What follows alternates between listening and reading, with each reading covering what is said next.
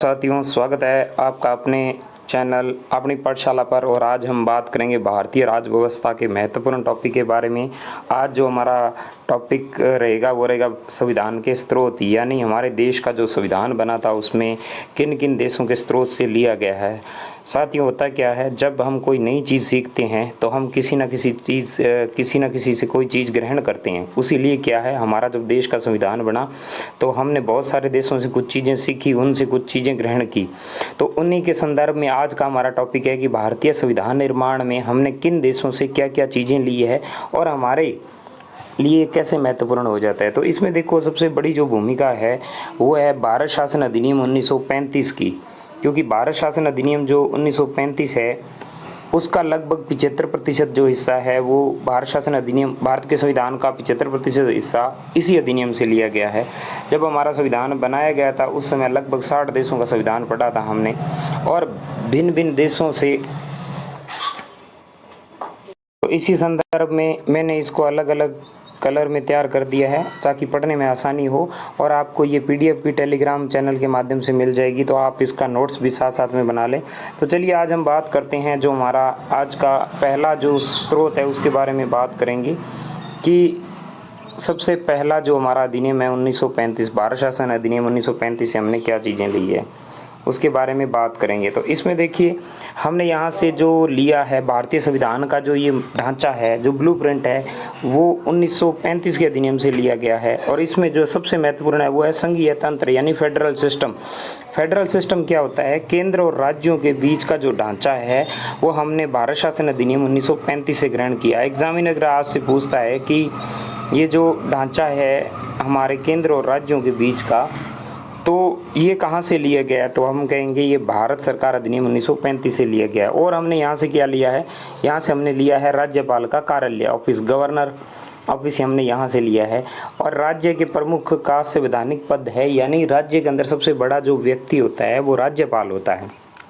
देखिए, अगर आपसे पूछे कि राज्यपाल का पद हमने क्या भारत शासन अधिनियम 1935 से लिया है, कहते हैं नहीं, वहाँ से हमने राज्यपाल का कार्यालय लिया है, उसके काम करने की शैली को लिया गया है, जबकि राज्यपाल का पद हमने कनाडा देश से ग्रहण किया है। तो यहाँ पर कन्फ्यूजन आपको नहीं होनी चाहिए, राज्यपाल का पद हमने कनाडा देश से ग्रहण किया है। इसके अलावा हमने यहाँ से लोक सेवा आयोग, जिसे यूपीएससी और पीएससी बोलते हैं, यानी आरपीएससी वगैरह बोलते हैं। यूपीएससी क्या, एक भर्ती एजेंसी है और केंद्र सरकार की परीक्षाएं करवाती है, जबकि पीसीएस जो होता है वो राज्य सरकार की भर्ती एजेंसी है, जैसे आरपीएससी वगैरह है। पंजाब के अंदर भी पीसीएस है और हरियाणा के अंदर भी अपने अपने राज्यों का होता है, तो वो भर्ती एजेंसी होती है। ये जो लोक सेवा आयोग है, पब्लिक सर्विस कमीशन, ये हमने कहाँ से लिया है, भारत शासन अधिनियम 1935 के अधिनियम से लिया गया है। एग्जामिनर इनमें से ये पूछेगा कि कौन सी स्रोत किस देश से या कहाँ से ग्रहण किया, तो अपने को यहाँ बताना है। और हमने यहाँ से क्या किया है, यहाँ से हमने न्यायपालिका का ढांचा लिया है। न्यायपालिका का ढांचा हमारा कैसा है, न्यायपालिका का ढांचा हमारा एकीकृत है, अर्थात एकल श्रेणी में विस्तृत है। न्यायपालिका हमारे पूरे भारत में जो आदेश होते हैं पूरे भारत में लागू होते हैं। ऐसे नहीं है कि उत्तराखंड की न्यायपालिका के आदेश केवल और केवल उसी क्षेत्र में लागू होंगे, या सुप्रीम कोर्ट का केवल दिल्ली में लागू होंगे। सुप्रीम कोर्ट के आदेश संपूर्ण भारत में लागू होते हैं, ये प्रावधान है। आगे हम बात करते हैं इसके संदर्भ में। इसमें आपातकालीन उपबंध, आपातकालीन उपबंध के बारे में बताते हैं कि आपातकाल लगाने का प्रशासनिक ढांचा, जब इमरजेंसी लगती है तो वहाँ का प्रशासनिक ढांचा कैसे होगा। आपातकाल कैसे लगता है, 352, जब अपने भारत पर कोई आक्रमण कर दे या भारत युद्ध की घोषणा कर दे या सशस्त्र विद्रोह, जो आर्टिकल 352 यानी अनुच्छेद 352 के तहत। 356, अगर किसी राज्य के अंदर संवैधानिक तंत्र विफल हो जाए, मान लीजिए वो राज्य भारत के संविधान के अनुसार नहीं चल रहा है, या किसी को पूर्ण बहुमत नहीं है, या वहाँ की सरकार संविधान के अनुसार कार्य नहीं कर रही है, तो 356 लगाया जा सकता है। 360, जब वित्तीय आपातकाल हो जाए, जब देश में पैसे का संकट आ जाए, तब वित्तीय आपातकाल लगाई जा सकती है, यानी फाइनेंस इमरजेंसी लगाई जा सकती है। तो ये 3 आर्टिकल है जिसके अंदर आपातकाल लगाए जाते हैं। चलिए जी आगे बात करते हैं, हमारे संविधान में अलग अलग देशों से क्या लिया है। सबसे पहले हम ब्रिटेन की बात करते हैं। जैसा कि ब्रिटेन पर अंग्रेज़ों ने शासन किया, तो हमने ब्रिटेन को देखा। ब्रिटेन से हमने क्या क्या चीज़ें ली है उनके बारे में चर्चा करते हैं। देखो, ब्रिटेन से हमने ली है संसदात्मक प्रणाली। संसदात्मक प्रणाली क्या होती है, संसदात्मक प्रणाली में एक होता है संवैधानिक प्रमुख, जैसे हमारे राष्ट्रपति है। संवैधानिक प्रमुख अर्थात संविधान के अनुसार बड़ा जो व्यक्ति होता है वो एक होगा, उसके पास शक्तियाँ तो बहुत होगी लेकिन वह शक्तियों का प्रयोग खुद नहीं कर सकता है, वह अपने अधीनस्थों के माध्यम से करेगा। तो संवैधानिक प्रमुख होता है और एक होता है शासनाध्यक्ष, यानी शासन करने वाला होता है। जैसे प्रधानमंत्री सलाह देता है किसको? राष्ट्रपति को, शासनाध्यक्ष। अब आपको यहाँ देखना है कि शासनाध्यक्ष जिसमें वास्तविक शक्तियाँ किसमें निहित होती हैं? शासनाध्यक्ष अर्थात पीएम के पास में होती है। तो संसदात्मक प्रणाली के अंदर जो मुखिया होता है वो पीएम होता है अर्थात प्रधानमंत्री के पास में सारी शक्तियां होती हैं। राष्ट्रपति नाम मात्र का होता है। संसदीय प्रणाली अर्थात पार्लियामेंट्री गवर्नमेंट, ये किस किस देश में है? भारत में है, पाकिस्तान में है, पाक में है, बांग्लादेश में है और ब्रिटेन में है। यहाँ पर हमने ब्रिटेन को देखा तो हमने भी संसदात्मक व्यवस्था यानी पार्लियामेंट्री गवर्नमेंट को रख लिया। तो संसदात्मक व्यवस्था भारत में पाई जाती है, ये हमने ब्रिटेन से ग्रहण की है। इसके अलावा विधि का शासन, द रूल ऑफ लॉ। देखो साथ ही होता क्या है, ब्रिटेन का संविधान लिखा हुआ नहीं है लेकिन वहाँ के लोग जो वहाँ के नियम और कानूनों को अधिक मानते हैं, इस कारण वहाँ पर अपने ऐसे याद रख सकते हैं कि विधि का शासन है अर्थात कानून का शासन है, रूल ऑफ लॉ। तो रूल ऑफ लॉ है, वहाँ पर विधि का शासन है। इसके अलावा हमें यहाँ क्या मिलता है? यहाँ पे हमें मिलता है एकल नागरिकता। एकल नागरिकता मतलब सिंगल सिटीजनशिप। सिंगल सिटीजनशिप का मतलब है भारत में इकहरी नागरिकता पाई जाएगी। आप राजस्थान के सदस्य हो, राजस्थान के निवासी हो, चाहे आप पंजाब के निवासी हो, चाहे आप गुजरात के निवासी हो, आप भारत के नागरिक होंगे पूरे के पूरे। आपके पास दोहरी नागरिकता नहीं होगी। ऐसे नहीं कि राजस्थान की भी नागरिकता हो और भारत की भी नागरिकता हो, ऐसा नहीं है। भारत में एकल नागरिकता है। एकल नागरिकता का प्रावधान हमने किस देश से ग्रहण किया है? वो हमने ब्रिटेन से ग्रहण किया है, तो इसको जरूर ध्यान रखना। तो एकल नागरिकता का प्रावधान हमने कहाँ से किया है? ब्रिटेन से किया है। आगे हम चर्चा करते हैं। और हमने यहाँ से क्या लिया? यहाँ से हमने लिया मंत्रिमंडलीय व्यवस्था, मंत्रिमंडलीय प्रणाली। यहाँ से कैबिनेट सिस्टम हमने यहीं से लिया है। सरकार को चलाने के लिए मंत्री होते हैं। मंत्री अलग अलग विभागों के सर्वे होते हैं, वो विभागों को संभालते हैं। ये हमने जो कैबिनेट सिस्टम है ये हमने किस देश से ग्रहण किया? ये हमने ब्रिटेन से ग्रहण किया है, इसको याद रखना। इसके अलावा हमने क्या है? विधायी प्रक्रिया। विधायी प्रक्रिया का मतलब होता है लेजिस्लेटिव जो असेंबली है उसके अंदर जो कानून बनता है वो कैसे बनेगा? लोकसभा राज्यसभा से होते हुए राष्ट्रपति तक पहुँचना, विधायी प्रक्रिया क्या है? उसका नियम क्या है? प्रस्ताव, जब कोई सांसद प्रस्ताव लेके आता है, जब उस पर चर्चा होती है तो वो विधेयक बन जाता है और चर्चा होने के बाद जब उस पर सदन से पास हो जाता है तो वो कानून बन जाता है। तो ये विधायी प्रक्रिया है। फिर है परमादेश, परमाधिकरण, रिट। ये जो रिट है ये हमने वहाँ से जारी की है। इसके अलावा द्विसदनीय व्यवस्था। देखो भारत में एक तो लोकसभा है, ठीक है जी, एक तो लोकसभा है, लोगों का सदन जिसे कहा जाता है लोकसभा, और एक है राज्यसभा। राज्यसभा राज्यों का सदन है। राज्यसभा एक स्थायी सदन है। राज्यसभा उच्च सदन है। राज्यसभा में ज़्यादातर जो सदस्य है वो राज्यों से जाते हैं, जबकि लोकसभा में जो सदस्य होते हैं वो जनता प्रत्यक्ष चुनाव करती है। राज्यसभा में अप्रत्यक्ष चुनाव होता है, तो ये महत्वपूर्ण रह जाता है। आगे बात करते हैं। ये था हमारा जो देश ब्रिटेन। तो ब्रिटेन से मुख्य बातें हो गई है। ब्रिटेन से जो एग्जाम में पूछने वाली है संसदीय व्यवस्था हमने वहाँ से ली है। विधि का शासन, एकल नागरिकता, मंत्रिमंडलीय प्रणाली, विधायी प्रक्रिया, परमाधिकरण, रिट और द्विसदनीय व्यवस्था। इसके अलावा हमने क्या लिया? यहाँ से हम लिया महान्यायवादी का पद।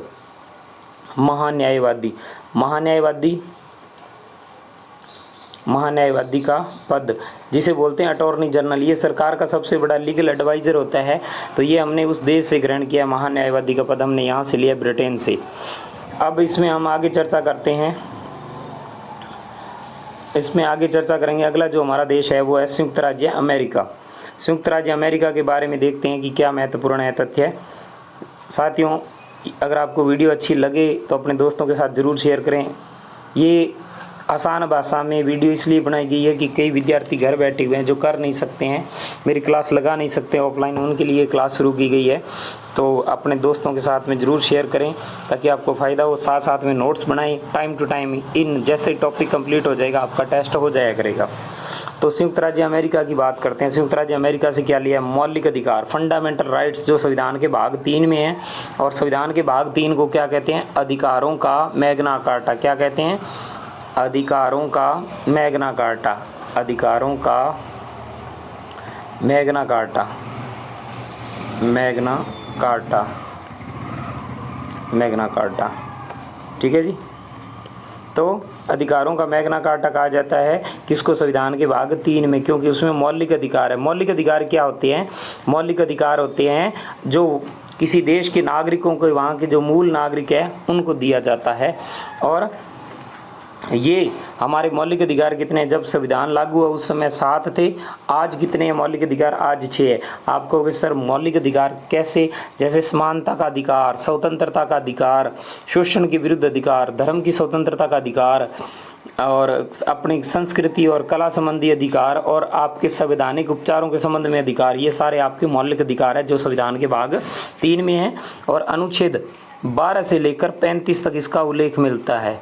12 से 35 तक हमारे मौलिक अधिकार है जो संविधान के भाग नंबर 3 में है, संविधान के भाग नंबर 3 में है। और हमने यहाँ से क्या लिया है? और हमने यहाँ से लिया है न्यायिक पुनरावलोकन, जुडिशियल रिव्यू।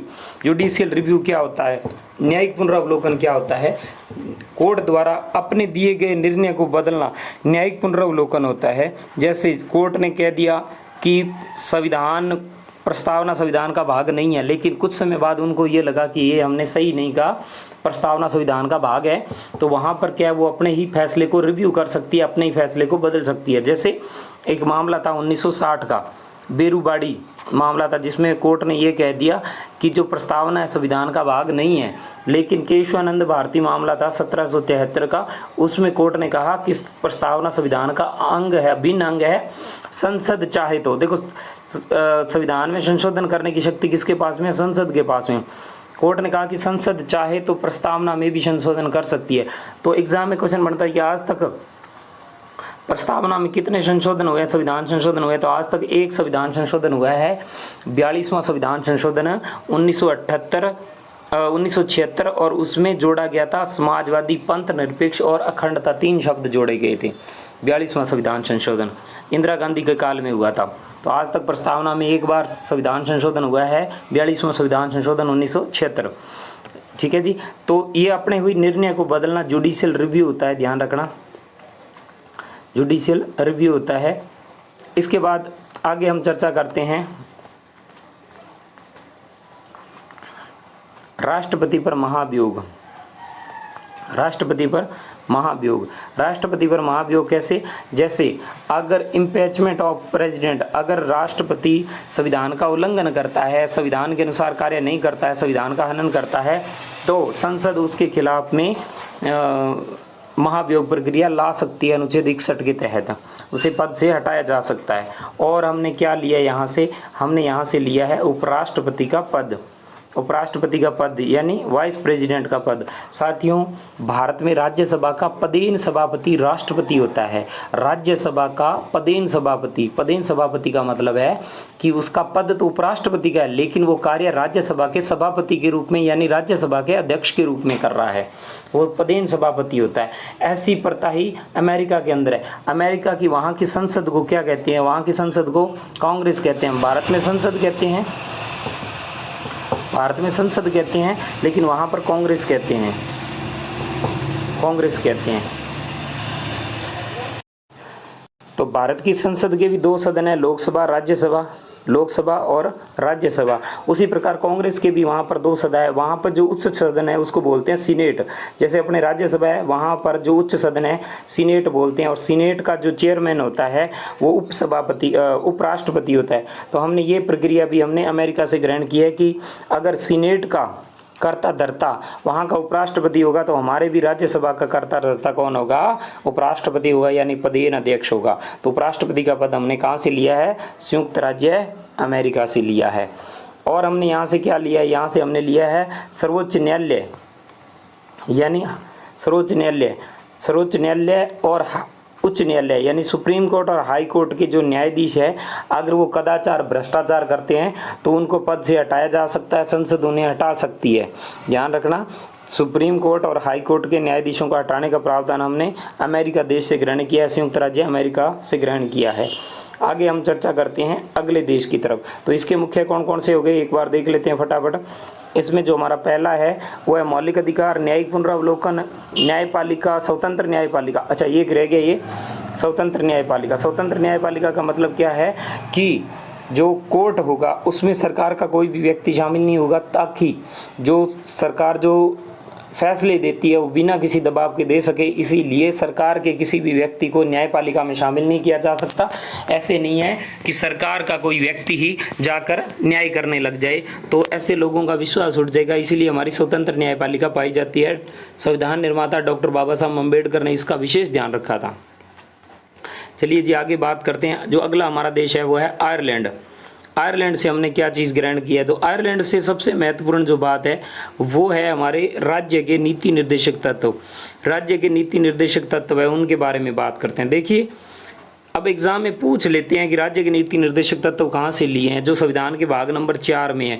देखो 3 में मौलिक अधिकार है, 4 में नीति निर्देशक तत्व है। एग्जाम में बहुत बार पूछा है कि संविधान का भाग 4 किससे प्रेरित है, नीति निर्देशक तत्वों से। अब एग्जामिनर कहने को कह देते हैं कि नीति निर्देशक तत्व हमने आयरलैंड से लिए, लेकिन सारे हमने आयरलैंड से नहीं लिए हैं, कुछ ही नीति निर्देशक तत्व लिए हैं। लेकिन प्रचलन में ये चल रहा है तो हमें भी आयरलैंड या आयरिश कॉन्स्टिट्यूशन याद रखना पड़ेगा। आयरलैंड की जगह पर आयरिश कॉन्स्टिट्यूशन भी आ सकता है, आयरिश संविधान भी आ सकता है, तो कंफ्यूज मत होना। आयरलैंड को ही आयरिश कहा जाता है, यानी आयरिश संविधान कहा जाता है। हमने यहाँ से क्या लिया, यहाँ से हमने लिया है राष्ट्रपति की निर्वाचन पद्धति, यानी जो हमारा method of election of president है, यानी जो राष्ट्रपति का जो इलेक्शन का मेथड है, निर्वाचन कैसे होगा, राष्ट्रपति का चुनाव कैसे होगा, ये जो प्रणाली है ये हमने आयरलैंड यानी आयरिश कॉन्स्टिट्यूशन से ली है। और हमने यहाँ से क्या लिया है, राज्यसभा में सदस्यों का नामांकन। राज्यसभा में 12 सदस्यों का अपने नामांकन कर सकते हैं। राष्ट्रपति अपने मर्जी से 12 सदस्यों का मनोनयन कर सकता है, 12 सदस्यों का मनोनयन कर सकता है। और उसमें जो आधार रहेगा वो क्या रहेगा, कला, साहित्य, विज्ञान और समाज सेवा, इन चारों के आधार पर, यानी इन क्षेत्रों से जो व्यक्ति आते हैं, समाज सेवा, जो समाज सेवा करता है, या कोई साइंटिस्ट रहा है, या कोई साहित्य लिटरेचर लिखता है, कवि है, या जिसे कोई अच्छी आर्ट आती है, इन 4 क्षेत्रों के व्यक्ति को राज्यसभा में मनोनीत किया जा सकता है, अर्थात बिना चुनाव के संसद में भेजा जा सकता है। और संसद में भी क्या, किस में, राज्यसभा में राष्ट्रपति के पास में शक्ति होती है कि वो 12 सदस्यों का मनोनयन कर सकता है। बाकियों का चुनाव होता है, 12 सदस्यों का मनोनयन होता है। तो अगर एग्जाम में अगर आपसे पूछे कि संसद में कितने सदस्यों का मनोनयन होता है, पहले 14 होता था लेकिन अभी 12 ही है, क्योंकि लोकसभा बड़ा हटा दिया है। लोकसभा में किसी का मनोनयन नहीं होता है, केवल राज्यसभा में मनोनयन होता है। अगला जो हमारा देश है वो है कनाडा। हमने कनाडा से क्या चीज़ ली है, कनाडा से हमने क्या लिया, कनाडा से हमने लिया है सशक्त केंद्र के साथ संघीय व्यवस्था। सशक्त केंद्र मतलब पावरफुल सेंटर, सेंटर के पास में सारी शक्तियां होंगी, और सारी शक्तियां होंगी वो सभी राज्यों को कंट्रोल कर सकेंगे, और राज्यों को कंट्रोल करेंगे तभी हमारा देश अच्छे तरीके से चलेगा। और इसके अलावा federation with a strong centre, तो फेडरेशन जो सिस्टम है वो भी हमने यहीं से लिया गया है। कहाँ से, कनाडा से सशक्त केंद्र लिया है। इसके अलावा हमने अवशिष्ट शक्तियाँ का केंद्र में निहित होना। देखो अवशिष्ट शक्तियाँ कौन सी है, जिस विषयों के बारे में संविधान में उल्लेख नहीं है, जैसे साइबर क्राइम। जब संविधान लिखा गया था उस समय साइबर क्राइम जैसे मामलों के बारे में नहीं पता था कि अगर साइबर क्राइम किसी के साथ में हो जाता है तो उसके बारे में कानून कौन बनाएगा। तो हमने तो ये संविधान में लिख रखा कि अगर ऐसा कोई मामला होता है तो उसमें अवशिष्ट जो शक्तियाँ हैं वो केंद्र के पास में रहेगी, अर्थात उन पे नियम केंद्र सरकार बनाएगी। उसके अलावा हमने क्या किया है, केंद्र द्वारा राज्यों के राज्यपालों की नियुक्ति, यानी राज्यपाल का जो पद है वो हमने कहाँ से लिया है, कनाडा देश से लिया राज्यपाल का पद। तो एग्जामिनर अगर आपसे पूछता है कि राज्यपाल का पद कहाँ से लिया है, कनाडा से लिया है। राज्यपाल को नियुक्ति कौन करता है, राष्ट्रपति करता है, और केंद्र सरकार की सिफारिश पर करता है।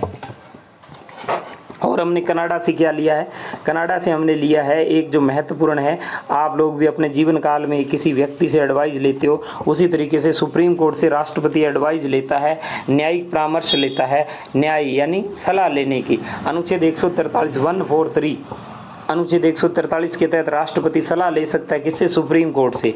जैसे एक मामला था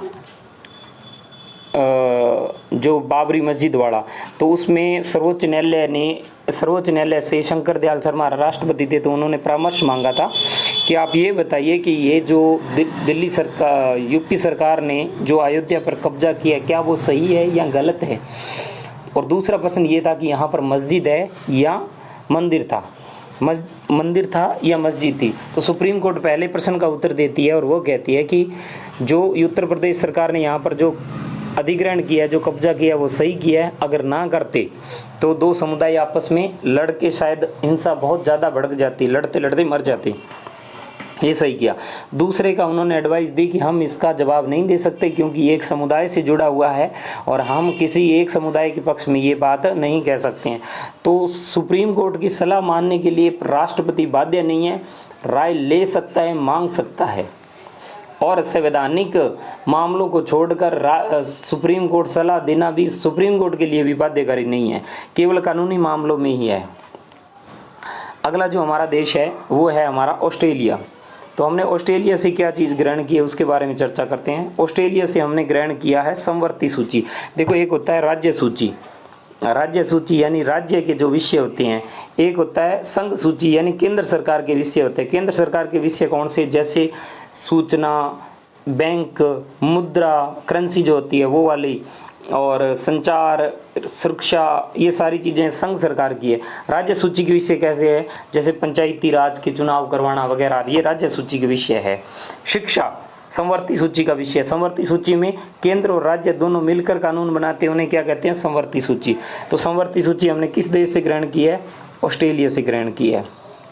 यानी समवर्ती सूची के अंदर अगर हम देखें तो ज़्यादा जो भूमिका होती है उसमें केंद्र की ज़्यादा होती है, लेकिन केंद्र और राज्य दोनों ही मिलकर कानून बनाते हैं। ऐसी सूची को क्या कहते हैं? समवर्ती सूची कहते हैं। आगे बात करते हैं समवर्ती सूची के बाद में संसद के दोनों सदनों का संयुक्त अधिवेशन, आर्टिकल 108 जॉइंट मीटिंग।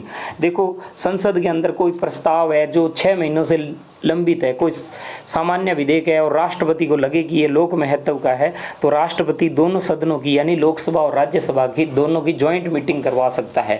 अब एग्जामिनर आपसे पूछता है कि संयुक्त बैठक की अध्यक्षता कौन करता है? एग्जाम में ये क्वेश्चन बहुत बार आता है। तो संयुक्त बैठक की अध्यक्षता हमेशा ही लोकसभा अध्यक्ष करता है। कौन करता है? लोकसभा अध्यक्ष करता है, लोकसभा अध्यक्ष, क्योंकि लोकसभा लोगों का सदन है और संख्या में लोकसभा सदस्य ज़्यादा होते हैं। लोकसभा की कुल सीटें कितनी है? 543, यानी पूरे भारत में लोकसभा की सीटें कितनी है? 543। 543 में से राजस्थान की लोकसभा की सीटें कितनी है? 25। उसी प्रकार अगर हम बात करें राज्यसभा की कुल सीटें कितनी हैं? राज्यसभा की कुल सीटें हैं 245 और राजस्थान की कितनी सीटें हैं? 245 में से 10 राज्यसभा की सीटें हैं। अगर पूछे राजस्थान से संसद में कितने सदस्य जाते हैं तो 25 + 10 35 सदस्य जाते हैं। अगर आपसे पूछे राजस्थान से कितने जाते हैं लोकसभा में? 25, राज्यसभा में 10 और संसद में 35, दोनों जोड़ देने, क्योंकि संसद के दोनों अंग होते हैं, लोकसभा और राज्यसभा। आगे हम बात करते हैं, यहाँ से हमने लिया है व्यापार, वाणिज्य और समागम की स्वतंत्रता। समागम करना, वाणिज्य और व्यापार वगैरह करने की जो हमने आज़ादी ली है वो ऑस्ट्रेलिया से ली है और ऑस्ट्रेलिया के संविधान से इंस्पायर है। तो ये आज हमारे कुछ महत्वपूर्ण हो गए हैं देश जिनके बारे में हमने चर्चा की। एक बार फटाफट देख लेते हैं। पहले बात करते हैं भारत शासन अधिनियम 1935 से हमने क्या लिया है। तो देखो, यहाँ से हमने लिया है संघीय तंत्र। भारत शासन अधिनियम 1935 से राज्यपाल का कार्यालय, लोक सेवा आयोग, न्यायिक ढांचा और आपातकालीन उपबंध, ये भारत शासन अधिनियम 1935 से लिए हैं। चलिए जी, आगे बात करते हैं हमने ब्रिटेन से क्या लिया है। तो ब्रिटेन के बारे में अगर हम बात करें, ब्रिटेन से हमने लिया है, ब्रिटेन से जो ब्रिटेन देश है वहाँ से हमने क्या लिया है? वहाँ से लिया है हमने संसदीय प्रणाली, विधि का शासन, एकल नागरिकता, मंत्रिमंडलीय प्रणाली, विधायी प्रक्रिया, परमाधिकार, लेख और द्विसदनीय व्यवस्था, ये हमने ब्रिटेन से ग्रहण की है। अगला हमारा देश है जो संयुक्त राज्य अमेरिका है। यहाँ से हमने क्या चीज़ ग्रहण की? यहाँ से मौलिक अधिकार जो संविधान के भाग 3 में है, न्यायिक पुनरावलोकन, न्यायपालिका की स्वतंत्रता, राष्ट्रपति पर महाभियोग, उपराष्ट्रपति का पद, सुप्रीम कोर्ट, हाई कोर्ट के न्यायाधीशों को पद से हटाना, ये हमने अमेरिका से ग्रहण किया है। अगला हमने देश किया था आयरलैंड। आयरलैंड से हमने क्या लिया है? आयरलैंड से हमने लिया है राज्य के नीति निर्देशक तत्व जो संविधान के भाग 4 में है, राष्ट्रपति की निर्वाचन पद्धति, राज्यसभा में 12 सदस्यों का मनोनयन, ये हमने कहाँ से लिया है? आयरिश कॉन्स्टिट्यूशन से लिया है। अगला हमारा देश है जो कनाडा। कनाडा से हमने क्या लिया है? कनाडा से हमने लिया है सशक्त केंद्र, संघीय व्यवस्था, अवशिष्ट शक्तियां केंद्र के पास में, केंद्र राज्यों के बीच में राज्यपालों की नियुक्ति और उच्चतम न्यायालय से परामर्श, तो ये चीज़ें हमने कनाडा देश से ग्रहण किया। अगला हमने देश किया ऑस्ट्रेलिया। ऑस्ट्रेलिया से हमने क्या लिया, समवर्ती सूची ली है, संसद के दोनों सदनों का संयुक्त बैठक लिया है, व्यापार वाणिज्य और समागम करने की स्वतंत्रता हमने ऑस्ट्रेलिया देश से ली है। तो ये मुख्य हो गए, इसके नोट्स बना लेना अच्छे तरीके से, और इसी प्रकार हम पूरा इसमें सिलेबस करवाएंगे। हिस्ट्री है, कल्चर है, ज्योग्राफी है और पॉलिटी है, ये चारों पांचों विषय आपको इसी चैनल पर करवाएंगे। अगर अच्छा लगे तो चैनल को जरूर सब्सक्राइब करना। मिलते हैं नेक्स्ट वीडियो में। जय हिंद, जय भारत।